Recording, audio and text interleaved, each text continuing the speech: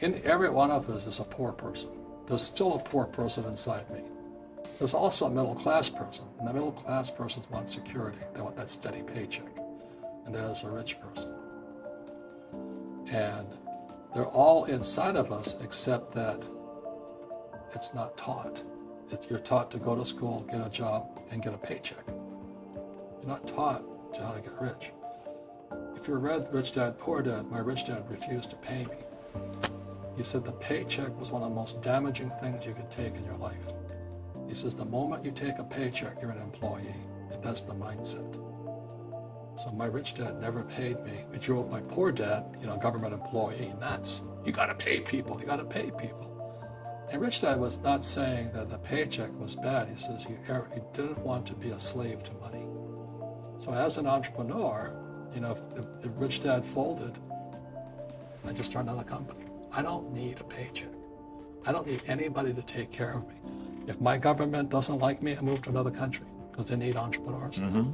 So the entrepreneur is not so much the business. The entrepreneur is really the mindset and the skill sets and the different set of rules. You see, I don't operate, small business does not operate in the same rules as big business. What could you say, if you could say one thing to somebody who's never been an entrepreneur and they're thinking about making the leap of faith into becoming an entrepreneur, what could you tell them? Well, I'll just tell them the same thing that happened to me. My last paycheck, I still remember it clearly.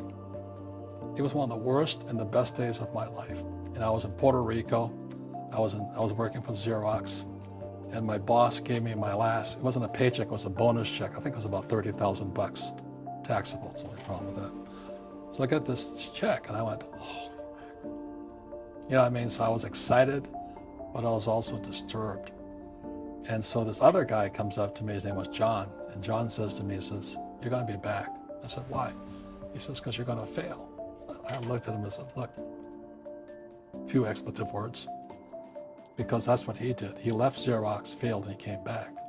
And I said, look, you failed and you came back, but I'm going to fail and I'm never coming back. And that's the attitude. Do you know what I mean? If you say, well, if I fail, I'll go back to mommy and daddy, then that's what you'll do. So if you fail, that's when I became an entrepreneur, because I had no money. I had no money for years. I didn't have a paycheck. But that's what my rich dad encouraged me to do. He says, when you don't have this paycheck, you get hungrier, smarter, and it's a test of your character. Will you become a crook? Will you become dishonest? Will you cheat and steal? Or will you become a better human being? So really, that's the benefit of becoming an entrepreneur, is you really find out who you are when you don't have anything. Too many people look at, well, what's going to happen to me? When you look at the big picture, you're also going to know that when something bad happens, something good's going to happen. Mm-hmm. But you got to prepare for whatever is coming.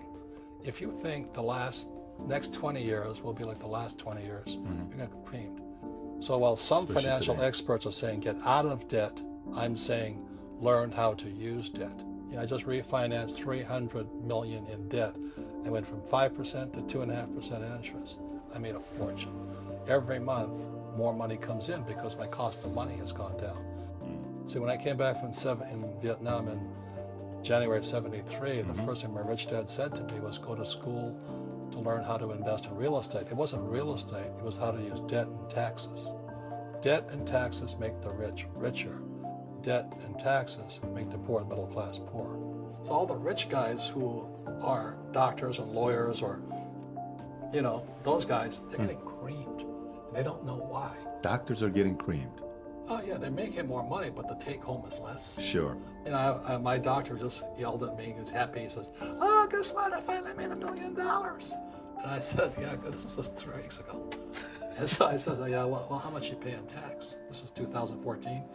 He says $750,000 in taxes. Mm. So his net was about $400,000. That's not bad. But when I make $1 million, I keep $1 million. And the reason is because I don't make it by working for money. See, if you work for money, you're taxed. So that's why lesson number 1 in Rich Dad, Poor Dad is the rich don't work for money. What we do instead is we create businesses as entrepreneurs. We acquire real estate. I don't invest in the stock market. Okay. So the reason is because as entrepreneurs, I have more control over my income, how much I make, and how much I pay in taxes. And because I'm an entrepreneur as well as an investor in real estate, I pay zero tax.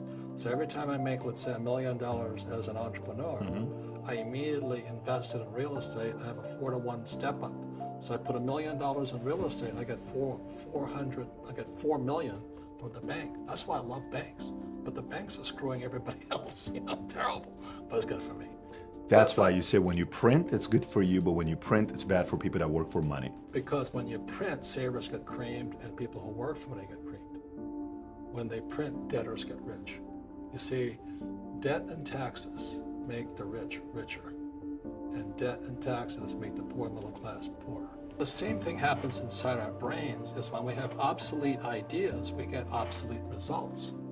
So what's happening for most people, the idea of going to school, getting a job, working hard, saving money, getting out of debt, buying your house because it's an asset, investing for the long term, is obsolete.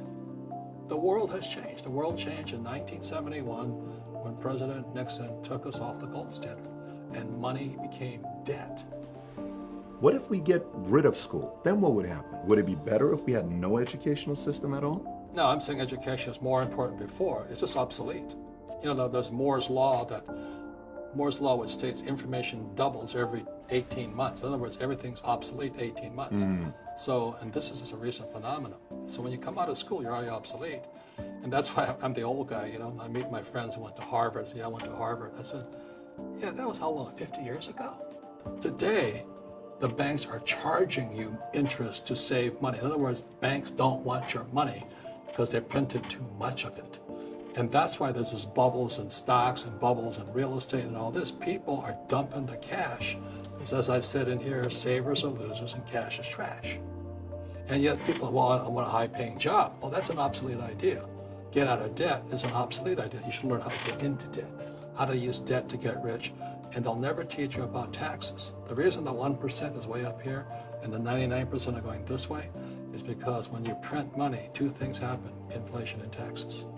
It's crushing you. And any entrepreneur thinks, I'm just going to make money, I'm going to start a business and make a lot of money because of what we talk about. They really have got to smell the roses, man. That's not what the real entrepreneurs are doing. So most big people are self-employed, but they're not really entrepreneurs. The self-employed pay the highest taxes of all, and nobody tells them that. There's no such thing as a bad economy. There's the external, you and I, we all have an external economy, but we also have an internal economy. And the willpower is to change our internal economy. So for me, I can see the good and I can see the bad. I don't really give a damn because I'm going to be rich anyway.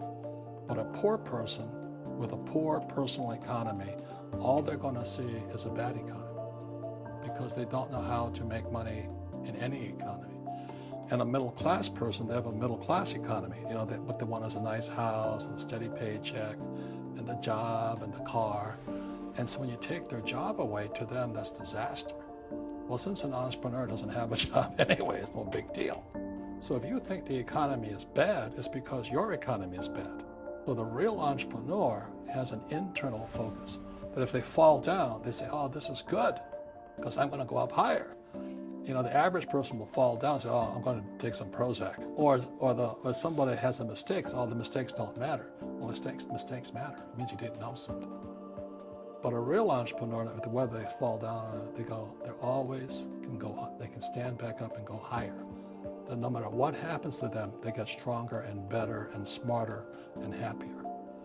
But a person with a weak internal mindset is that they're so afraid of what happens, it generally happens. Like, people who are afraid of losing their jobs, they generally lose their jobs. You know what I mean? Yeah, no doubt. So everything comes through you. Yeah, so the entrepreneur first job is to control inside here, not outside there.